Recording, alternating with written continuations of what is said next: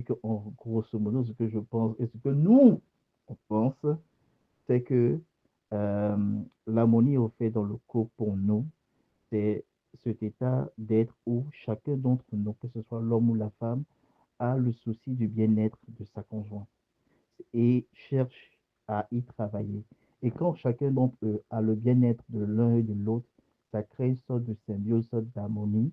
Et surtout quand chacun d'entre eux est à l'écoute de l'autre. Parce que bon, tu veux vouloir le bien-être de ton conjoint, ta conjointe, mais si tu n'es pas vraiment à son écoute par rapport à son langage, par exemple de l'amour, tu peux peut-être passer à côté au fait de quelque chose d'important. Donc c'est quand d'abord pour commencer, chacun d'entre vous, vous êtes à l'écoute de l'un et de l'autre et que vous avez vraiment ce souci, ce désir de son bien-être et que chacun d'entre vous, vous y travaillez, ça favorise la paix, l'harmonie et l'entente.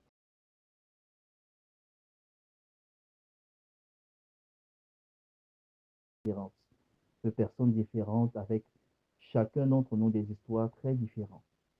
Toi, tu viens de ton background, ton mari vit aussi à son background. Donc, c'est tous les deux ensemble que vous décidez de cheminer ensemble, de former une couple et tout ça. Donc, il peut y avoir, au fait, des mésententes. Ça me rappelle une image où on dit souvent, c'est le fait qui guise le fer. Donc, effectivement, il peut y avoir des frottements, il peut y avoir des clashs et tout ça. Mais ce qui va faire la différence entre les couples, c'est la capacité de chaque couple à vouloir régler les mésententes. Comment être capable de trouver un compromis, un juste milieu pour que, ben, en fait, chacun puisse y trouver son compte. Parce que si et on ne fait que tirer le drap d'un côté seulement, d'un seul côté, ben, à un moment donné, forcément, ça va créer une cassure, une séparation. Donc, l'idéal, quand il y a des mésententes, c'est que chaque couple trouve un moyen de pouvoir les régler. Certaines personnes, par exemple, vont te dire que, bon, quand il y a un clash, automatiquement, il faut qu'on le résolve. D'autres personnes vont te dire que, par exemple, quand il y a un clash, j'ai peut-être besoin peut-être d'un petit moment de répit, j'ai besoin de sortir, j'ai besoin de faire telle activité, quelque chose, pour pouvoir un peu me décentrer du problème et après venir en reparler. Donc, chaque couple trouve un moyen de pouvoir être capable de gérer ses mésententes. C'est pas toujours évident parce qu'il y a des gens avec des très fortes personnalités qui peuvent.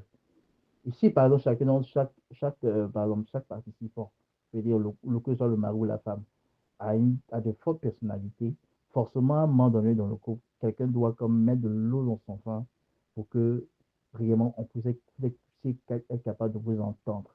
Parce que si chacun vient avec son fort caractère, là, des fois, ça peut mal tourner.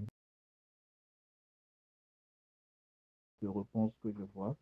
La première piste de réponse, c'est de connaître les langages de l'amour de l'un et de l'autre. Chaque partenaire devrait connaître le langage de l'amour de l'un ou de l'autre et de l'autre et savoir les utiliser à bon escient. Voilà, savoir les utiliser à bon escient. Première méthode pour maintenir l'harmonie. La deuxième méthode pour maintenir l'harmonie, c'est la communication.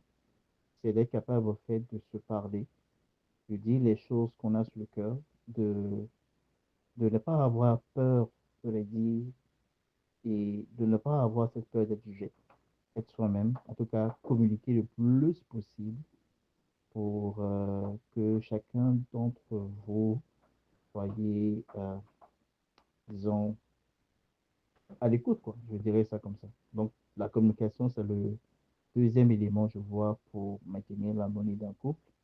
Et le troisième élément qui est le plus important, le plus central pour moi, c'est la prière. C'est que monsieur, madame prient ensemble. Tu vois, ça permet de maintenir encore davantage l'harmonie. J'ai cette image en tête où on dit souvent que lorsque on est dans un genre de triangle, lorsque l'homme et la femme, chacun d'entre eux, tente de se rapprocher de Dieu, ça permet à ce que le couple se rapproche davantage l'un de l'autre. Je crois que quand chaque individu dans le couple cherche la face de Dieu, cherche à maintenir l'amour de Dieu, tu es capable de voir ton conjoint ou ta conjointe, non pas seulement comme étant ton conjoint ou ta conjointe, mais comme aussi comme aussi un autre enfant de Dieu.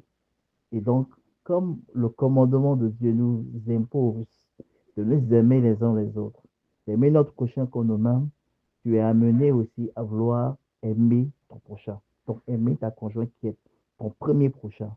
Et comme Jésus lui-même disait dans sa parole, faites aux autres ce que vous aimeriez qu'on vous fasse à vous-même. Si tu essaies de mettre cela en application, ça va permettre à ce que, ben, si tu veux du bien pour toi, forcément, tu vas vouloir de manière réciproque, vouloir faire du bien à ton conjoint. Donc, le fait que chacun d'entre vous ait les yeux rivés sur Dieu, ça permet de maintenir l'harmonie et l'équilibre, je pense, dans le couple.